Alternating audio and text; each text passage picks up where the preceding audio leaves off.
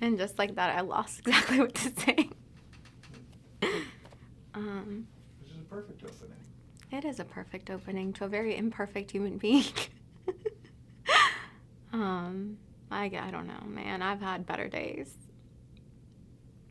So, I just got laid off from work today. How was your day? Better than mine, I'm sure. Well, actually, no. It could be worse in today's day and age. Forget I said that. So, rewind. Health issues. Psychosomatic stuff. I went and saw the neurologist, and they told me, no driving, because apparently there's this cute little law or medical practice that lets you know for other people's safety and your own that you're not supposed to drive after you've had seizures for a given amount of time. And as a family counselor, driving is like half my job, so I can't really do a lot. What can you do when you're not driving? I don't know. I'm just kind of in shock. Y'all, I went to school for this, and I wanted to get ahead of it. I wanted to learn about the trauma. I wanted to learn about human responses, human behavior. I've read all the self-help books you can think of. And somehow I thought knowledge was going to be power, and it's not.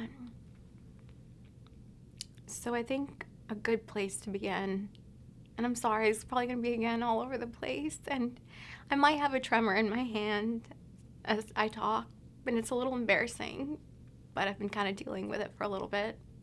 At first I was like, oh no, my kids are like, this woman has like issues, but it's getting worse. So we're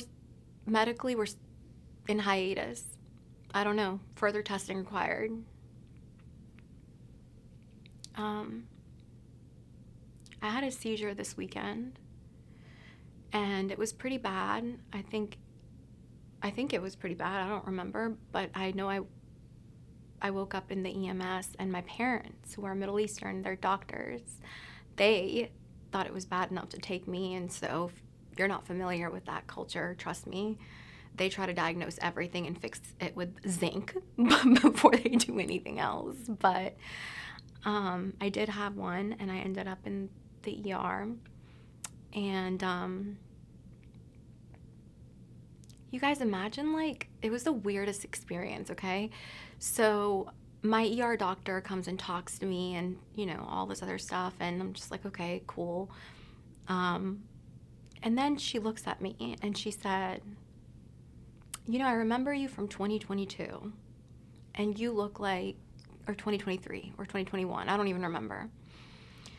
She's known me for a while, and I was like, no, because I have no physical recollection or any memory recall of my brain as to who this person is. I have no idea. I think I'm meeting them for the very first time. And she knew things about me. And she just looked at me and she said,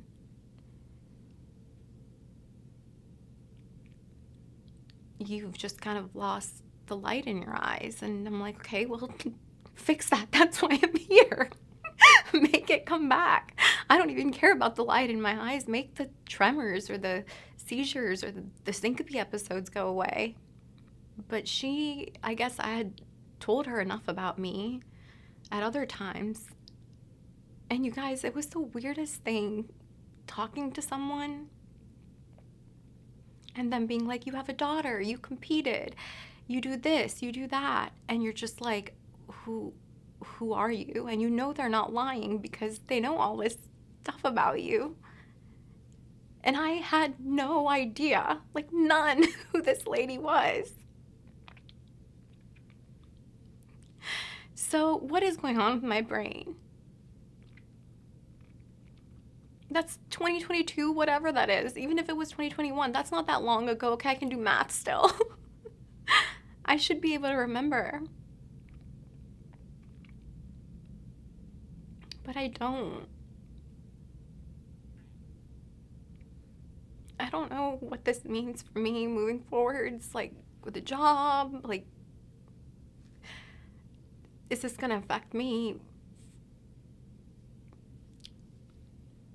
I don't know. I want the answer to not be trauma.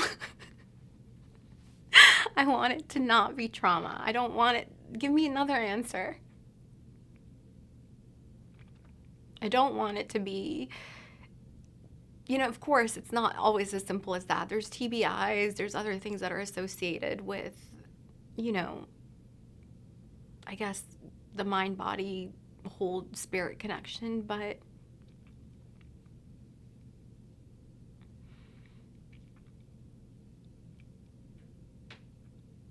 I think what she said to me was, you look in my years of practicing, however many years of practicing, this is the most drastic change I've seen. You look like a hollow semblance of what you used to be. And the person I met was heavier and happier and, had a few issues here and there, got into a couple of bad relationships. But you're not that same person anymore.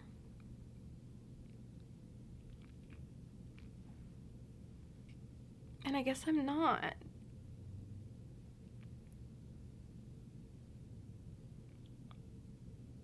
I know that if you go through enough trauma, I've read it, I've studied it, I've seen people with it, that sometimes it can start to manifest itself physiologically, but it wasn't supposed to happen to me.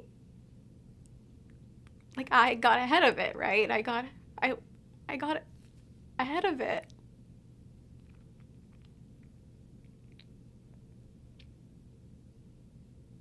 And it makes me feel incredibly weak. Because does that mean trauma won? Does that, I don't know. That's not what I want my story to be.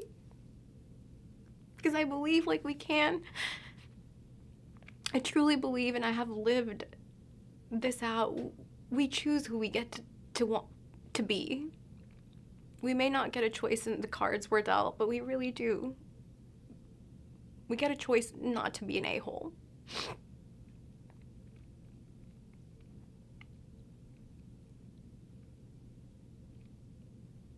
But what if even I couldn't outrun it? I remember saying,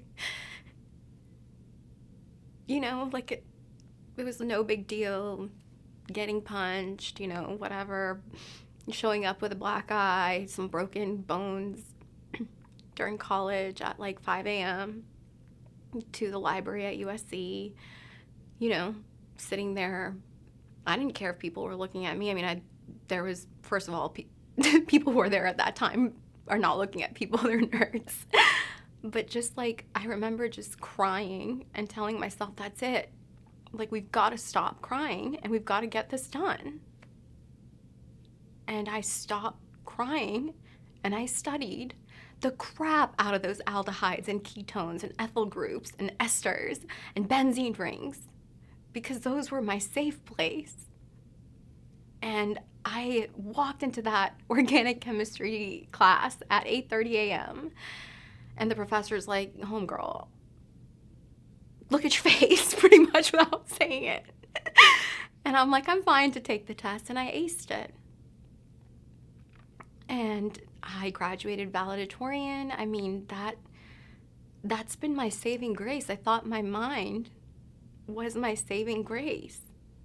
This dissociative tendency was what kept me alive, and I truly believe it did.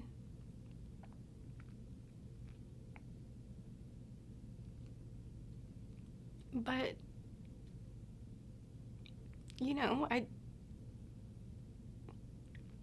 as much as I want to be the person that's globalized and believes that mental health is a real thing, because I've studied it, there's still a part of me that just doesn't, because of the way I was raised. Unless it's a medical illness, unless it's a unless you can find it, right? Unless there's empirical evidence. A part of me still believes that it's just in your head. And I think I've always just treated myself as such. Mind over matter, mind over matter, mind over matter, until your mind is like, no, you don't matter right now. We need to get on the same page. So, I don't know. I would love anyone's input on if anyone's gone through something similar.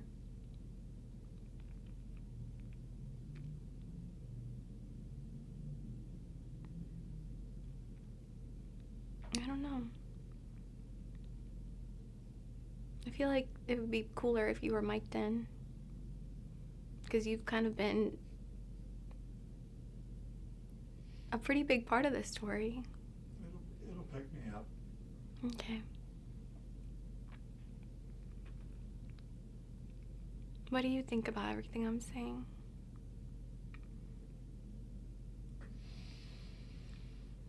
I think we've had all these conversations before. I need people to stop saying that. I just need to stop forgetting them, I think. Well, that might be helpful. It might be handy. Yeah. Why am I forgetting things? Like, I legit had no idea who this person was. And she had the most open body language, like leaning in towards me, being like, I know you, blah, blah, blah, you're a good person. And I am like trying to back away as far as I can from her, because I'm like, why do you know these things about me? Well, I mean, I was there the first time you met her. And yes, I think she was one of the best doctors I've ever met. She was creepy. She figured you out real quick. What does that even mean? You went in after a head trauma, and I have so many head traumas, y'all. I keep forgetting I have head traumas, but yeah, sorry. One more. And but just based on that, she figured out, your eating disorders and everything else. She figured you out in just a few minutes. Yeah. And then came out. I was out in the waiting room of the hospital, and she came out because she wanted to get some details of the story that you couldn't give her. Yeah.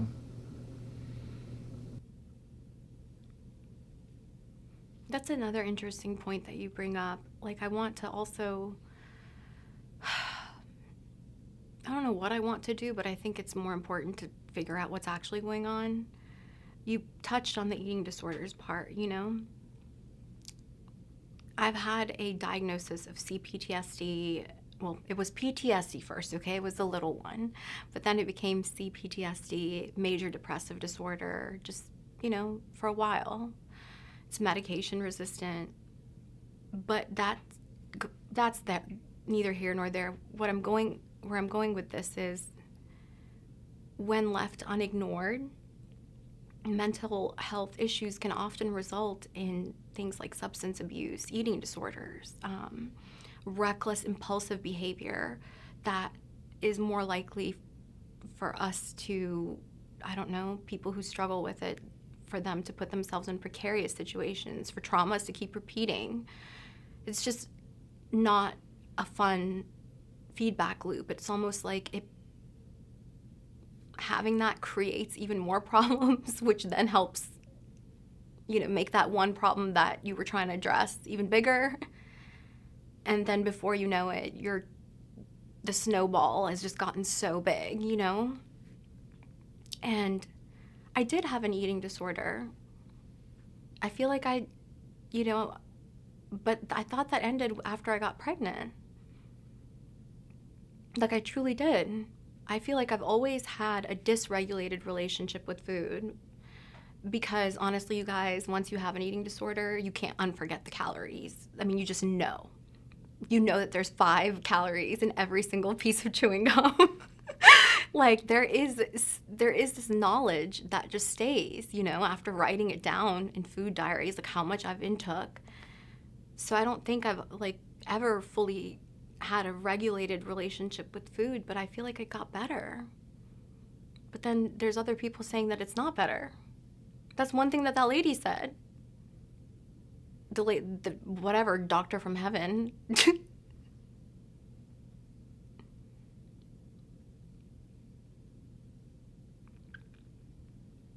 Yeah, she said that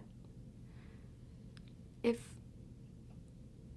you're already keeping your body just at kind of hanging on in there at so many different levels, electrolytes, mental health wise, if you're just kind of barely keeping your body at survival, like anything that comes your way, like a common cold, a slight electrolyte imbalance, it can lead, it can be disastrous because you're already just making it by the skin of your teeth, I guess. And you have autoimmune issues, which are, again, I mean, technically they're overreacting things, but that's still not meaning that they're not reacting properly to things. Yeah. I just lost my job. You'll get another one. What the freak? You'll get another one.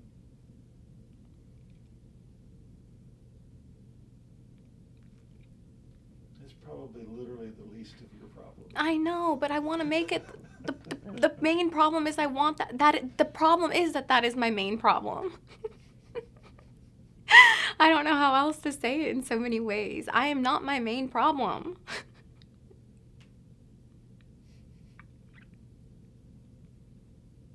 Guys, I just hate myself so much. I don't. Now we're on the problem. Fuck. I think that's why it's so easy for me to love everyone else. When you're working with me as a relativity, it's not hard to love. Even Hitler. At least that's what I feel like.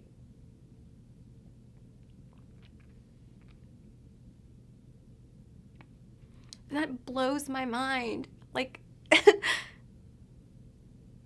survival of the fittest, Darwin's whole theory on each species essentially being selfish and wanting to just survive at all costs. Like, look at little tiny babies. They're born little narcissists. They don't care mom just cured COVID. They want to be fed when they want to be fed. So, the fact that my mind has gotten to a point where it is working against that very natural drive to keep yourself alive.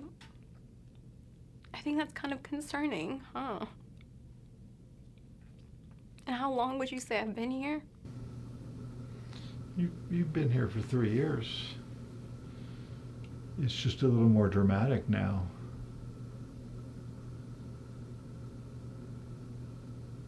But it had to get more dramatic to get your attention. I just want a freaking Band-Aid for the syncopes and the weird activities, sometimes involuntary movements, and then I'll be good, right? For a little while.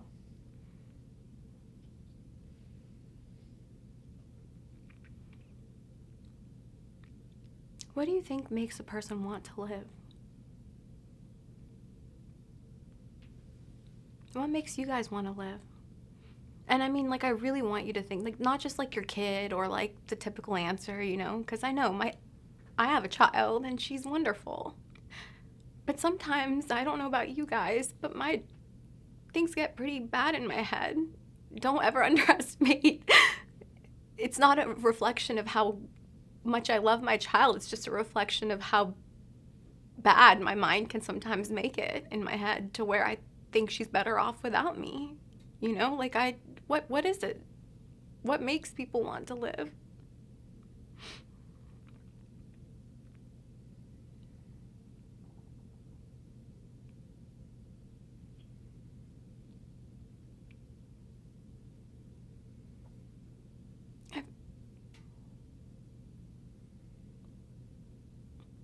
feel like my story is just so complicated. Like, I was thinking about just what would have helped, and I was thinking about those, for example, getting justice on the rape case, that was state of South Carolina versus so and so, and was progressing along smoothly till COVID hit, and it got replaced by my solicitor. My woman solicitor got replaced by a male, and he called me. That's a whole neither here nor there, but it's about I guess getting some sort of support, validation. That would have helped, I think. That would have it wouldn't have taken away from the will. I think it's just being made to feel small, like I'm shrinking. Like, I feel like I'm constantly shrinking. And the smaller I get, the smaller my impact seems like it is on people. And it becomes really a hollow, dark place from there, because then it's like nobody would know if you were gone.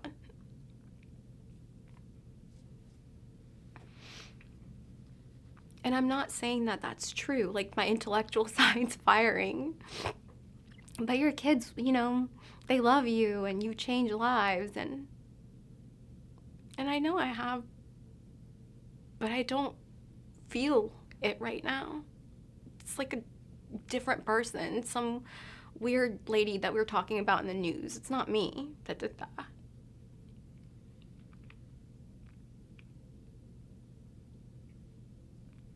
God, I really did not want trauma to be right. I've read so many books about this. I'm literally like the textbook case. I wanted so badly to be the exception to the rule.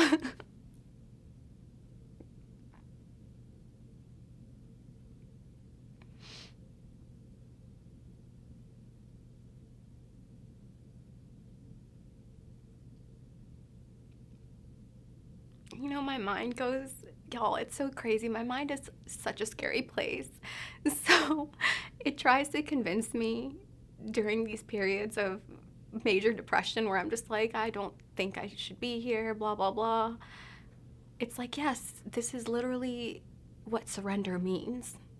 You're doing the spiritually right thing. And I'm like, whoa, okay, kooky, Satan, that's a weird thought right there. But like, thanks for coming at me that way. It's like, oh, you're just surrendering. Maybe this is just God's will for me and I'm just surrendering. And so I don't know. How do I fix the problem with the same thing that's creating it?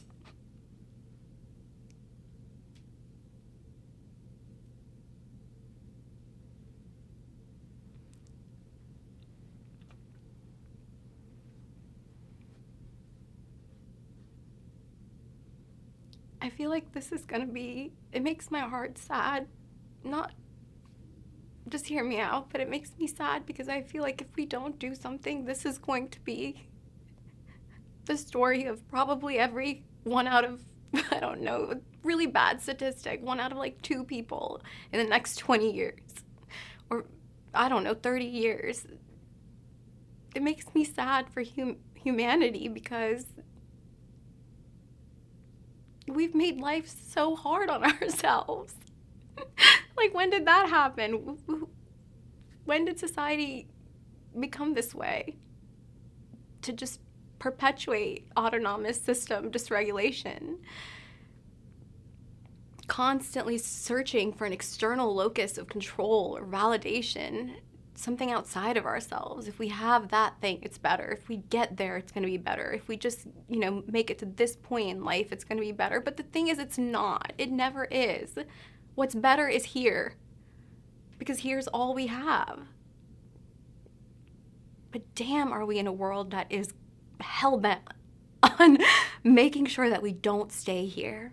That we don't stay in this moment, because God forbid if we do, we might realize that we have a choice. We might actually, if left to our own devices, come up with some really awesome, inventive, creative ways to change the world. But where's the money in that? Then that 1% that's, super rich and has been in control doesn't get that anymore.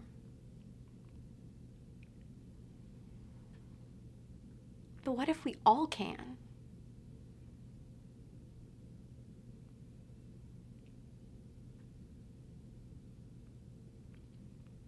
I think depression, suicide, substance abuse related issues, mental health related issues, eating disorders, the manifestations of them,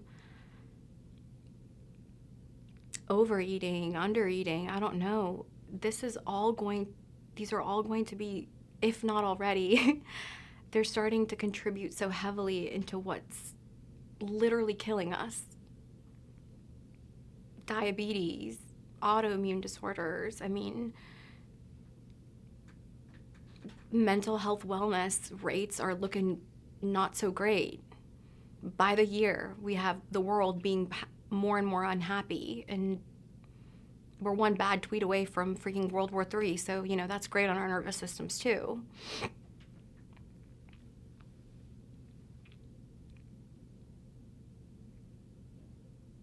I wish more people cared about us. Like human beings in general.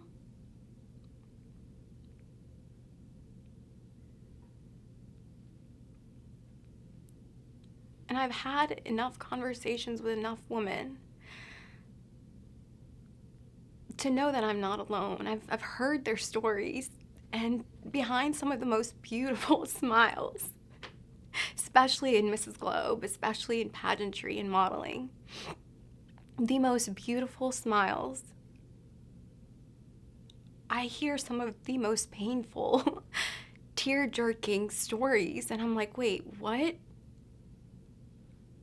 This is who you are behind that? Like, this just doesn't match up.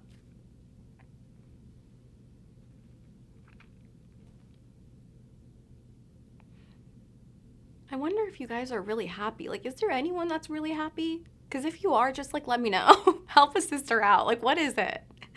What is it? I know it's gratitude, and like gratitude's the attitude, but I don't know.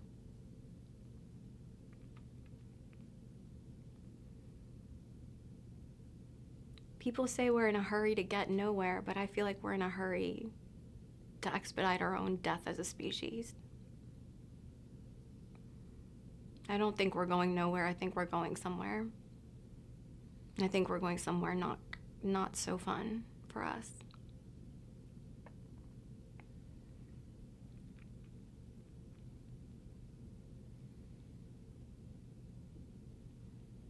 Can seizures even begin from trauma? Like, what on earth? Yes, they can. Of course they can. It's neurological. It's all in our heads. I know that.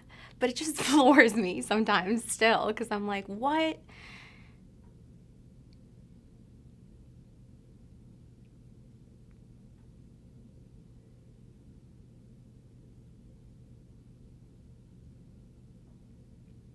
I didn't even recognize that lady.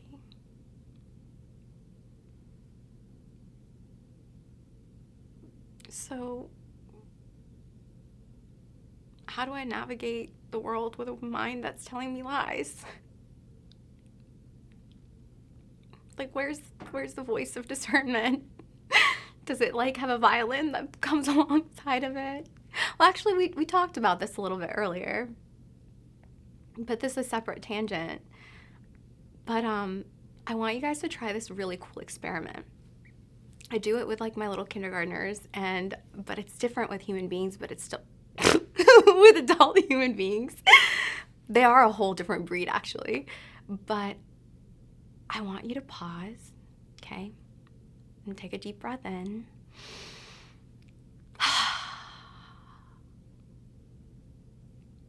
And whenever you're ready, super, super tricky, I want you to scream, hello, like bellow it. Like you're screaming it off the rooftops, but do it silently without speaking and making an audible noise, and do it in your head. And do it for, 3 to 5 seconds. I'm gonna do it too. Ready? 1, 2, 3.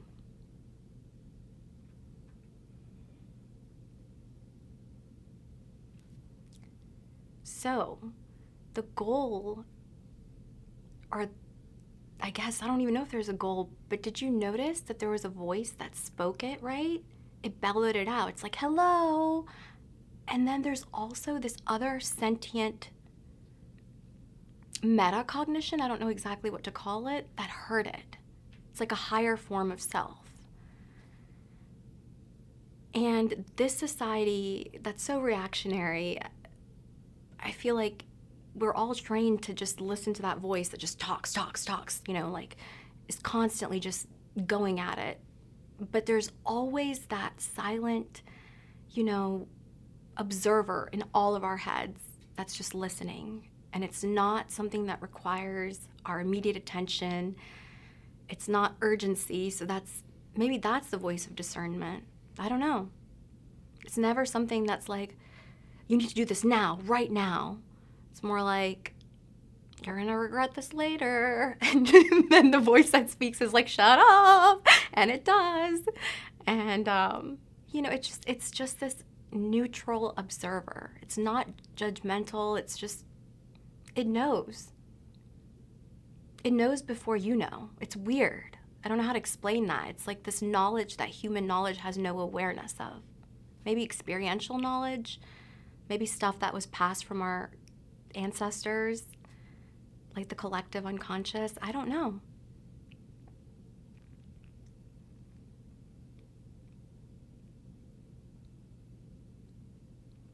But the thing that makes that experiment very different among adults is whenever I ask them how the voices sound, they usually say that the voice that heard them say hello and the voice that said hello were the same sounding, whereas children have oftentimes flat out said that's the voice that listens.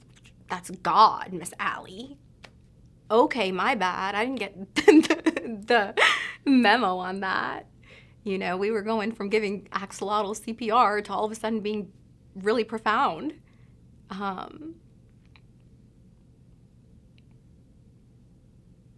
Yeah.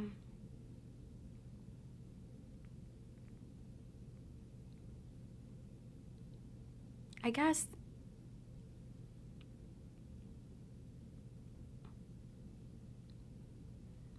I kind of understand now, and I'm glad that I've abided by it as much as I could, to be kind to really anyone you meet, because you don't know what they're going through.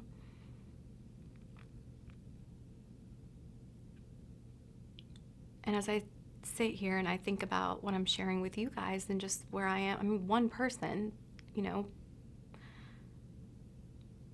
and this is just my journey. And yet I can't help but feel with every fiber of my being that despite where you are, despite wherever you are geographically, whatever culture you come from, if you are alive today and you are able to watch this, then in your particular journey, you have probably stumbled upon similar experiences and feelings. Feelings of shame, of feeling like you're less than, that other people have this secret that maybe you don't, feeling like, I don't know,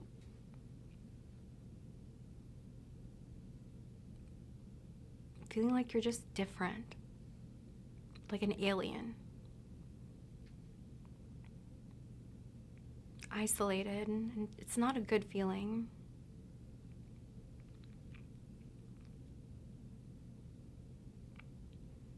In my journey, letting myself feel those feelings for too long without addressing them, I mean, it progressed until it got my attention. My hope is just maybe someone will watch this and don't do what I did.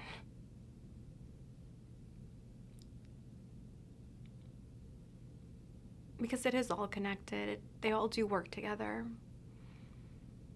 Our minds, our bodies, and the things that our mind works so arduously hard for us to repress and forget, they're still there. whether it be a scent, a sight, something sensory, the smell of cologne that takes you back to that abusive relationship, or that, certain alarm going off that takes you back to being at war and hearing that ringing in your ears.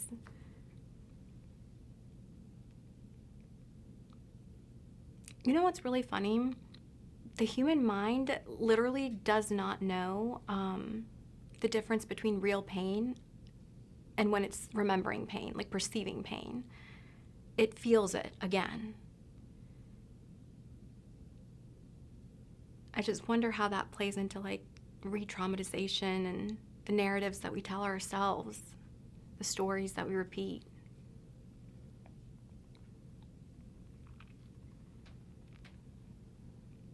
But I don't know.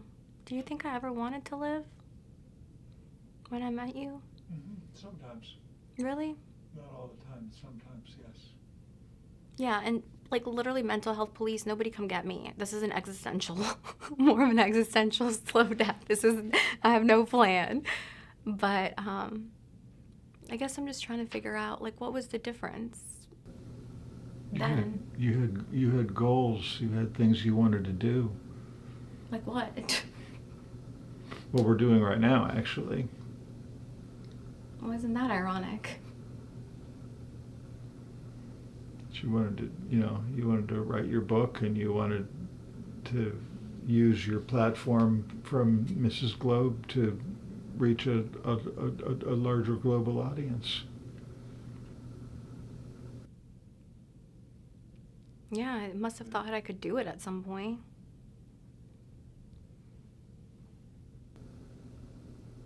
And you can. You are.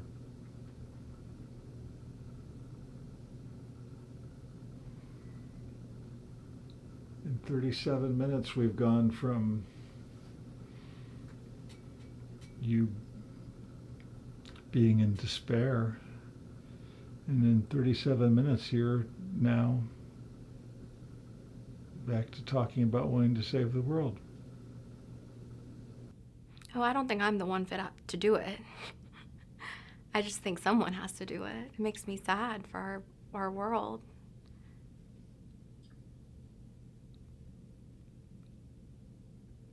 But I see what, like, the power of thoughts, the power of...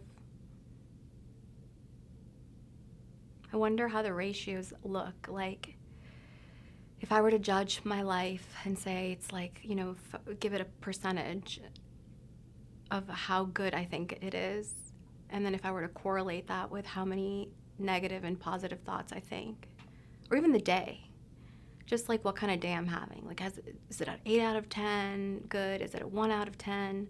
I wonder if those are correlated to what I've been telling myself that whole day. And I'm not very nice to myself. I don't know about you guys, but I be doing too much, y'all. I will leave a cell phone on top of a car, and then I'll be like, you deserve to die for that. And I actually mean it. Like, I'm serious. And it's illogical. But we are literally our harshest. I mean, I am. But maybe, just maybe, the fact that we can create and manifest psychosomatic issues into the somatic portion means we can create, period.